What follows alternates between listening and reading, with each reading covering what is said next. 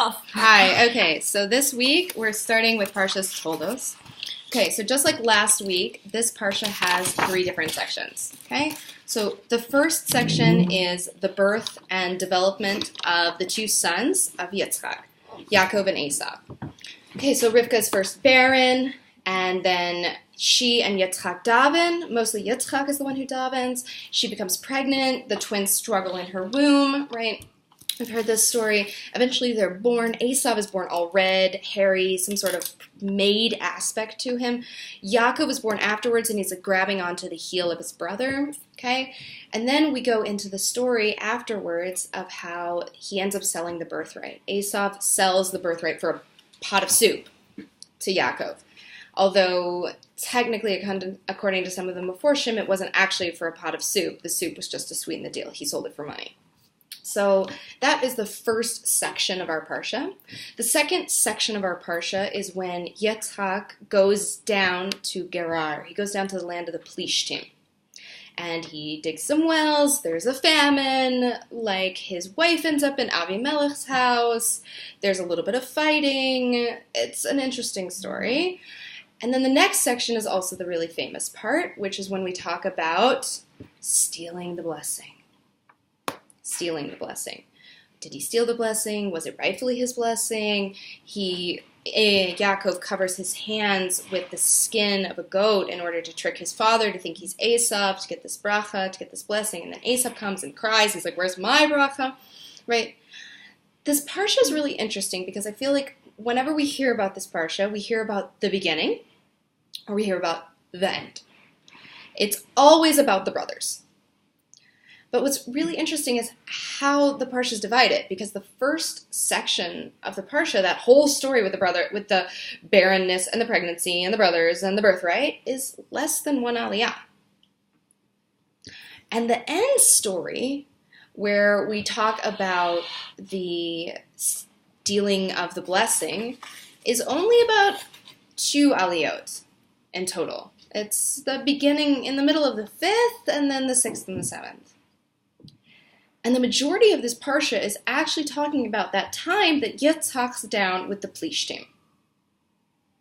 Which is really interesting, because it seems like such a blasé sort of, like, okay, so he's at the Plishtim. It doesn't seem like that exciting compared to, like, the high drama of the sale of the birthright and the, like, amazing, you could make a stage play out of the sections of Toldot, the bookends that everybody talks about.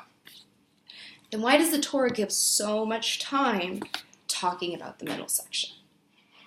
The middle section where the brothers don't even appear. We don't even hear about Yaakov or Esav in the entire time.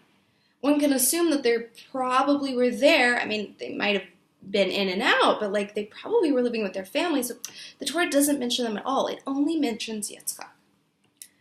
So what I want to focus on today is that vast middle section, and what happens there, and what we can learn from there.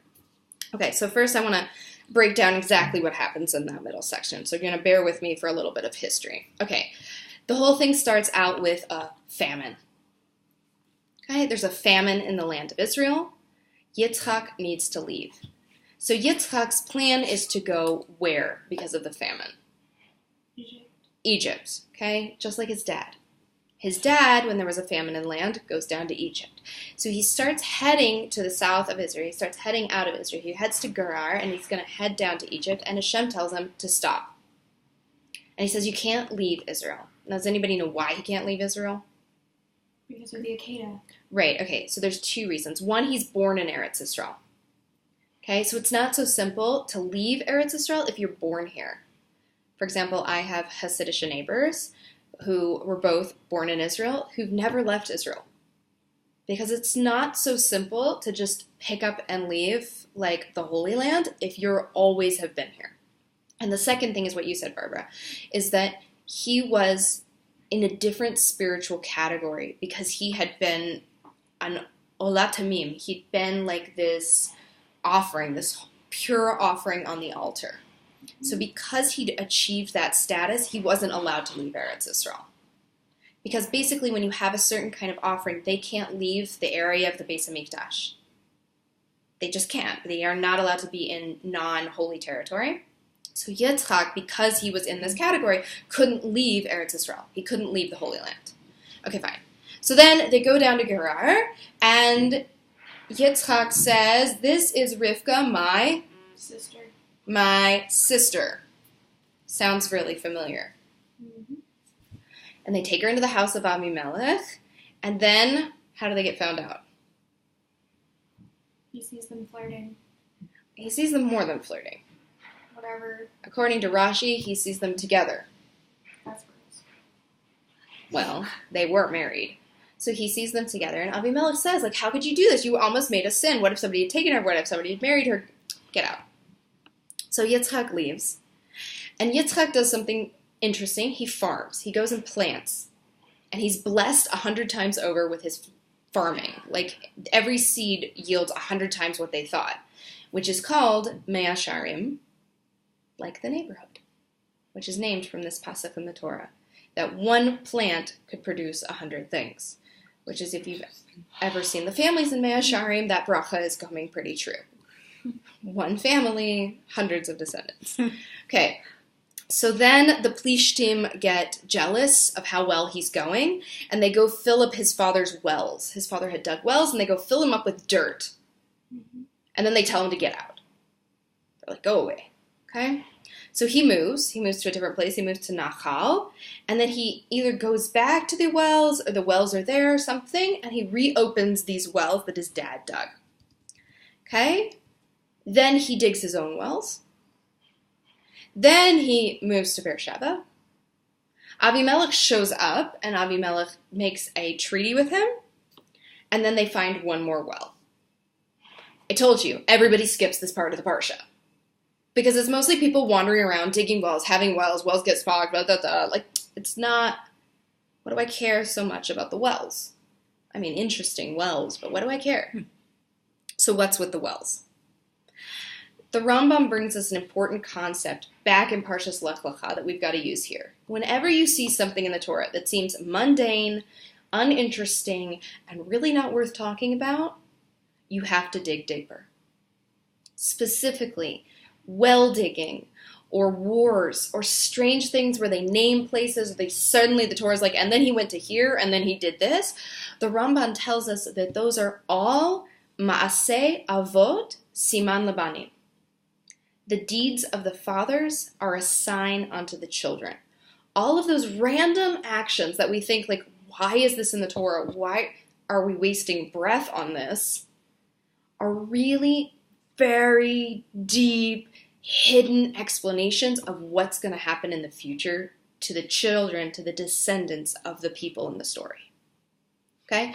So, in Parshas Toldot, what we see with these wells, okay, is he gets to these wells, okay, and he digs four of his own. First, he takes his dad's wells that got stopped up with the dust, and he opens them up, and he calls them by the name that his father gave them. Okay, so set one of wells, dad's wells. Avram Avinu's wells that got stopped up by the Plishtim, okay, with dirt. Yitzchak clears out the dirt and names the wells according to the names his father gave. One set of wells. Second set of wells are the wells that he digs and he names. Okay? So there's Esek, Sitna, Rehovot, and Shiva. I know the names of 4 wells in Parshas Toldot.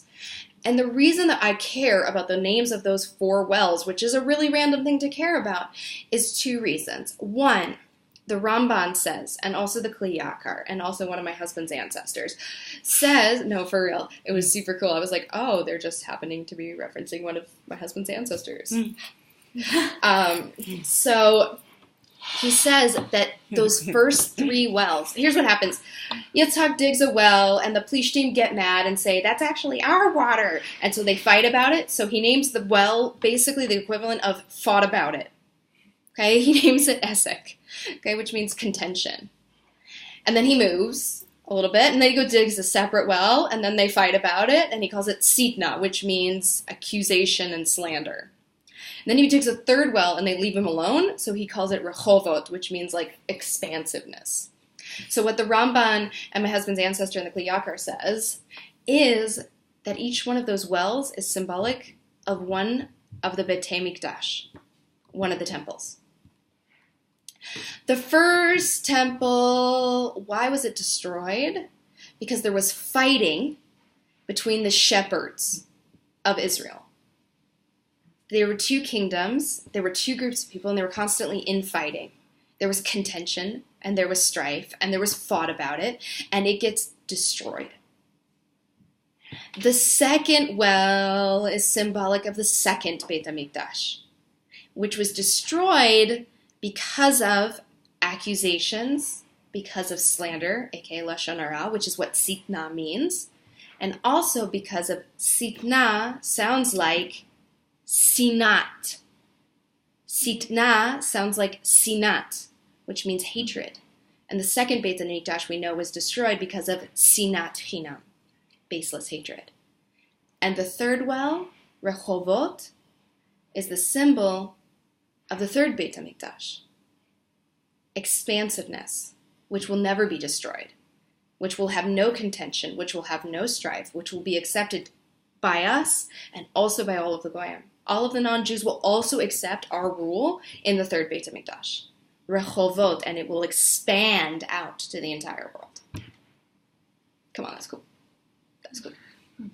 Okay, the second reason why I care what these wells are called. Didn't you say there were 4 wells? There were 4 wells, good. So the first 3, he digs all together, and then he goes somewhere else and digs the 4th well. But the Baal HaTurim says all 4 wells are related, and each one of the wells is connected to one of the exiles. So what's the 4th one? The 4th one is called Shiva. Sorry, were you getting that? No, Okay. But I know, it's exciting. You need popcorn. Okay, so the first well, this is the thing. The first well, he digs and it's contested and whatever, and it's hard and it's struggling and but at the end, the water comes and they move on. You see, water is symbolic in the Torah of Torah. Good. Okay. So even though you have to dig through the dirt, you'll still find water. Even though we have to go through the exile, we'll still have the Torah. We'll still be connected to the source. So the first well symbolizes the first exile, which is in Babel. He goes through this whole explanation of how he knows this, which involves a lot of wordplay in Hebrew, which I'm going to skip, but just go with me. It makes sense. Okay. First well is Babel. Second well is second exile. Persian. Good, Persian, Parsu Madai. Third exile, Greek, which is Yavan. And 4th exile, Roman, which is Edom. Very good. I pay attention in class, guys. Good job. I sure do. Okay, so this is really nice, and this is really cute. And I think, it's nice whenever they, pull back the curtain a little bit, and you can be like, ooh, and this symbolizes this, and this symbolizes this, and this symbolizes this. But besides being... wow, the Torah is much deeper than I thought, and oh my gosh, there's so much meaning to everything. It's a little hard to have a take-home meaning from those. Except, Torah's awesome.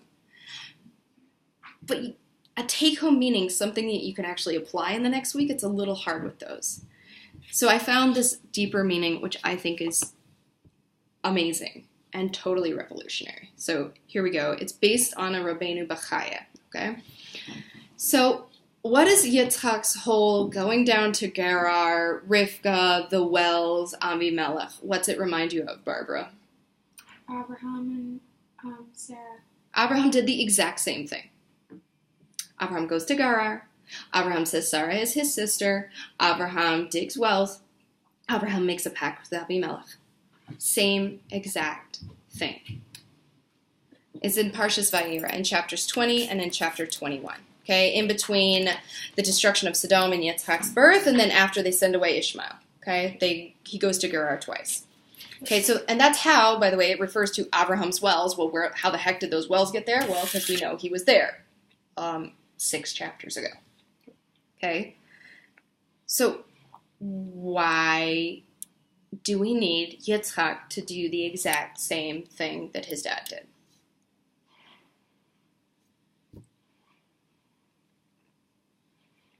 What's the point? Why does he have to schlep down to Gerar and do the exact same thing his dad does. And why does the Torah have to tell us about it? I mean, besides, like, they could have really, in the Torah, if they wanted to have that whole fun Devar Torah about, like, the 3 Beit HaMikdash and the 4 Galiot, they could have been like, and Yitzhak at one point dug 3 wells, and actually 4, and they were symbolic of this. So, 3 Pasukim, we get it done. Why do we have to go through this long, drawn-out story about Yitzhak doing the exact same thing his dad did? Okay, so Rabbeinu Bachaya says, Mima shehaTorah hodi'a zeh, why is the Torah coming to tell us this?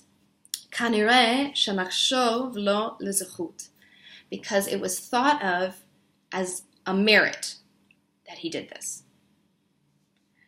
Shelo yishaneh adam miderech avotav, because a man shouldn't differ from the ways of his fathers. Avram Avinu had the power of innovation.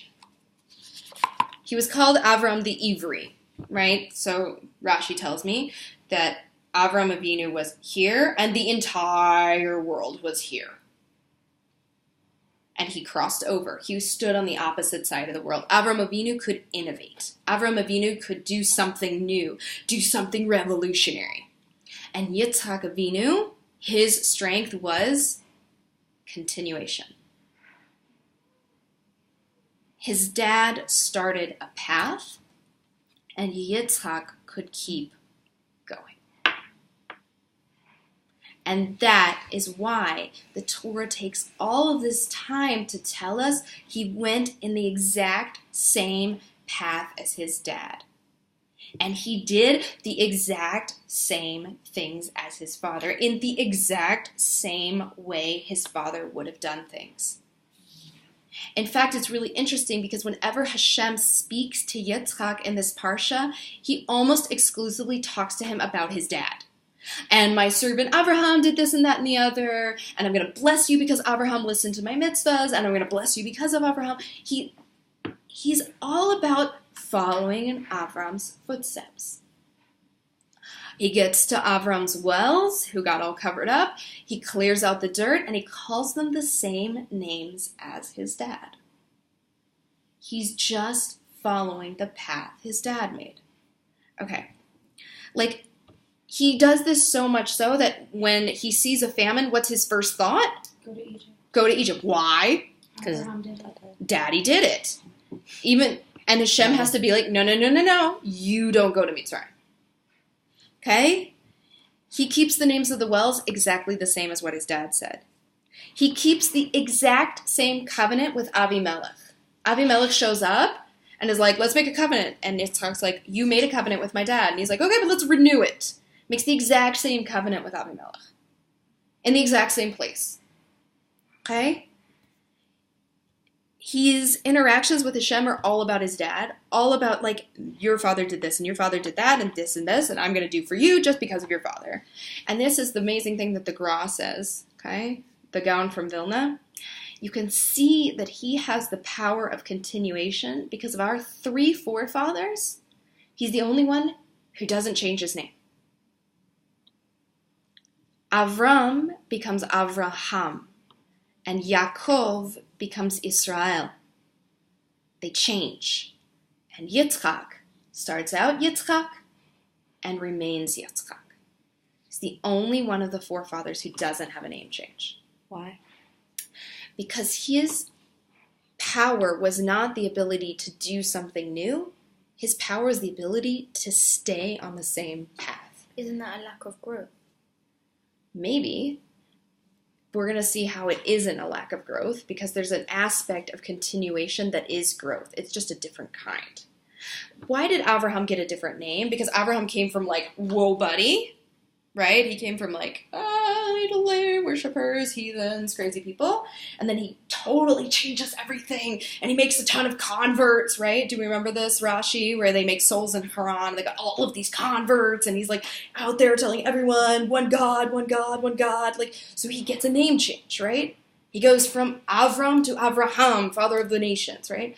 And then Yaakov is named after grabbing onto the heel. When does he get his name change? When he fights the angel. When whose angel? Esau's. Great. So he fights against the angel, and he struggles, and he struggles, and he struggles, and he struggles, and he gets the name Israel, which means one who struggles with God.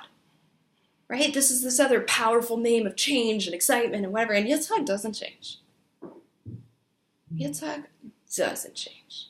So Rabbeinu Bachaya brings this amazing, crazily cool idea about these wells. So let's go back to his dad's wells. Okay? What was wrong with the wells? They were full of dirt. Who put the dirt in there? I know.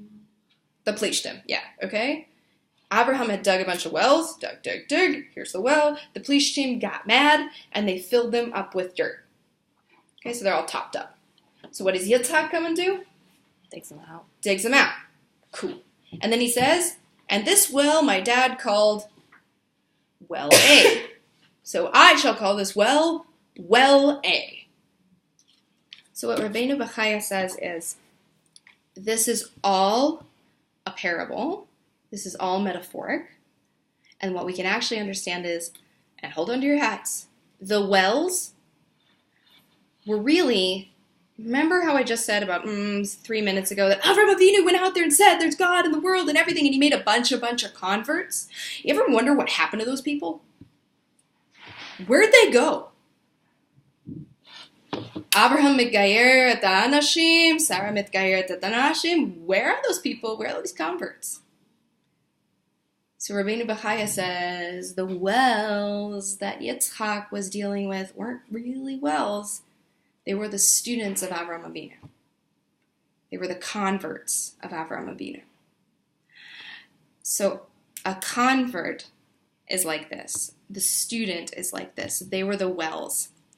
Digging them, what Avraham Avinu did the first time, digging out those wells, is opening up the heart to Emunah and to the knowledge of God. Digging through all the dirt till the water comes. So what does it mean that they got blocked up? They lost the connection. They lost the Emunah. They lost the knowledge of God, and the water got stopped up. And who blocked them up? They blocked themselves. So what does Yitzchak come and do? He finds these students of Avraham Avinu who he had dug out, and brought out the water, and brought out the Emunah, and brought out the knowledge of God. And he starts clearing out all the dirt that they've stuck in there so that they can get back to the water again. Because what Rabbeinu Bachaya says is for someone to connect to the Emunah and to the knowledge of God is as easy as filling up a well with water. Dig at it long enough, you'll hit water. The problem is keeping the well clean. The well can get stopped up really easily. Yitzhak Avinu, oh wait, I want to give you this other thing. So why is it important that he clears out? He restores their connection. And why do we care that he says, my father called this well A, I will call this well A? Because what happens when someone converts is we give them a new name to signify their connection with God. They'd lost their name. They'd lost their connection. They'd lost their Emunah. Yitzhak cleans them out and says, remember, you're called this. Yitzhak Avinu was the ultimate FFB from birth. Grew up in a house of Torah.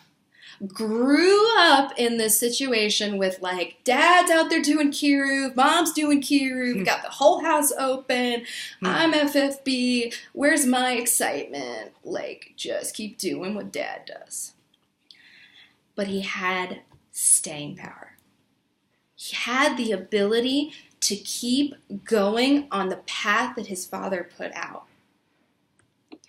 And the reason that we need that is because as much as we need, as the children of Avraham Avinu, the ability to stand on the other side of the river and be like, there's a God, and be completely revolutionary and like be able to find Hashem and have a Muna and all that sort of thing, and have these giant experiences, which is mostly exclusively the stories you read about in Mishpacha magazine and see on YouTube. These like, I was in an ashram in India and the Dalai Lama told me to go be a Jew, or I was intermarried and I lived in like Appalachia and now I'm a Jew, or like I was an African prince and now I'm a Jew. Like, we love these stories of like, whoa. But you know what's an amazing story? Sticking with it. Sticking with it. Because after that inspiration and after all that water comes spurting up and all of that stuff, it's real easy for the dust to get back in there. It's real easy to get lost. It's real easy to not have the strength to keep going. And that's why we need Yitzhak Avinu. Because we need someone who will walk in the exact same path of his father and keep growing, but on that path, without the whole revelation experience, without the whole dramatic story that we all love. One of my favorite people in the world once said, like, people like ask me, like, how did you become frum? And he's like, well, I went to yeshiva, and now I'm frum. They're like, but don't you have like a story where you like saw the light? And he was like, I went to yeshiva and now I'm frum. We love these inspiring stories, but part of the most inspiring thing, and it's enough for one of our avos to have this as his main characteristic, is the ability to just keep going. Lo lihitchadesh, lehamshich, just to keep going. Okay? Ma'aseh avot siman levanim. If Yitzchak can do it, Ma'aseh avot, the deeds of the father, are a sign to the sons, are a sign to the children.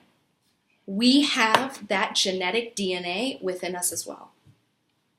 I've always said, like, I have a really interesting life story. And people are like, oh my gosh, I'm like, I just think you're really holy and I like really respect you. And I'm like, I really respect somebody who grew up in Borough Park and is still frum.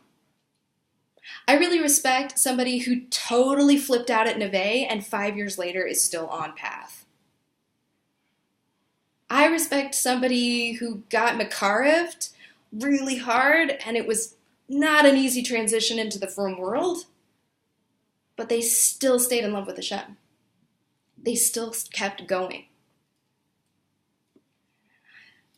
So, how do we bring this home? 3 points. Number 1, Rav Dessler says, when we're talking about Yitzchak Avinu, his main midah was, Avram was chesed, Yitzchak was gevura. Okay, gevura comes from yira. Gevura comes from fear, awe. If you want to be able to keep going, work on your gevura and work on your fear of heaven. Work on your awe of God. Work on your awe of the Almighty who is constantly around you, who gave you this amazing Torah, who put you on the path you're on. Awe will help you keep going. Gevura is that inner strength of not being all about out, but being all about in, feeding yourself, working on yourself. Check your well, check your dirt levels. Are you clean? Are we still getting water from the source, or is it getting a little bit muddy? Work on your gevura, work on your yira. The next tip is be a well, not a pitcher. I love this. This is one of my favorite mashalom. Okay, there's 2 ways to give. Everybody needs water, aka Torah. Okay, great. There's 2 ways to give. You can be a pitcher or a cup. You only have as much as you have. And once you give it, it's gone. And there's nothing left for you. You can give and you can give and you can pour and you can pour, but you're only going to have so much. Because you took your Torah and you put it right here, and here's all my Torah, and I have it all safe and it's all together, but if I give you any, I'm going to end up running out. You can be a pitcher or you can be a well. If you're connected to the source, you never run out of water. You can give, and you can give, and you can give, but you're connected to the source, so you're just going to keep getting refilled. But if you disconnect from the source, you can only give so much. And the third thing is, what was Yitzchak's ability? It was ability for him to continue going, but to also see when others have gotten lost. And to care about other people who are blocked up. And to start helping them dig that dirt away. We're really, really worried about like digging those primary wells in our world. Like, oh my gosh, we gotta go to like Alaska and find like the one Jewish Jew there and make sure that like he can find Hashem. Okay, yes, we definitely need those people in Alaska. Go Ner LaElef, go Chabad, go YouTube videos, go find those Jews. But guess what? We need to put just as much effort into the wells we've already dug. We need to put just as much effort into the wells we've already dug. If they connected with Hashem, and if they connected with Amunah, and they connected with the Creator of the world, we got to make sure that they're staying healthy and clean.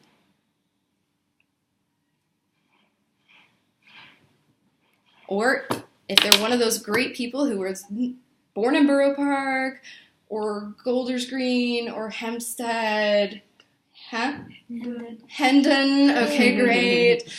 Like, if you were one of those people who was born in Baltimore, Chicago, etc., you were born in a nice frum family, like, that doesn't exempt us from worrying about you as well. That doesn't exempt us from taking care of you as well. All of these different wells of Torah, we need all of the wells. Not just to go dig, we also need to keep the wells we've got going healthy. And it's not just an obligation of like, oh, those dedicated Kiruv professionals. It's a dedication of all of Am Yisrael. All of Am Yisrael. And Bezrat Hashem, one of these days, guess what? We're going to have some FFB wells in our family. Little FFB wells. You're going to have little ones that you have to take care of. And you can't give unless you're connected to the source. You can't stay on path unless you've worked on your Gevurah and your Yira and your connection with Hashem. And you can't give unless your waters are cleared. And that is worth taking a majority of a Parshat to tell you. That it is strong and it is powerful and it is beautiful just to keep going. It's huge just to keep going. We have a whole Father to just tell us, keep going. Keep going. That's holy work. Keep going. Hashem is happy. Keep going. Ele Toldot Yitzchak. Why does it have to tell us twice that Yitzchak's the son of Abraham there? Because that's what he was about. Being the son of his father. Continuing his father's work. I bless you all that this coming week that you have the ability to just have fresh, clean water coming out of your wells, that you connect to the source of everything, the source of life, the source of joy, the source of Torah, to Hashem Yitbarach, that if you see a friend with a little dirt, help them clear out. Bless you. Have a great Shabbos. Take care. Amen. Thank you.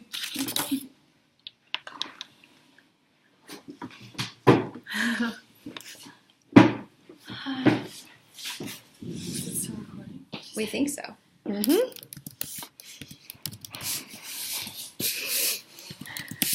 The moment when I can edit. Thank God.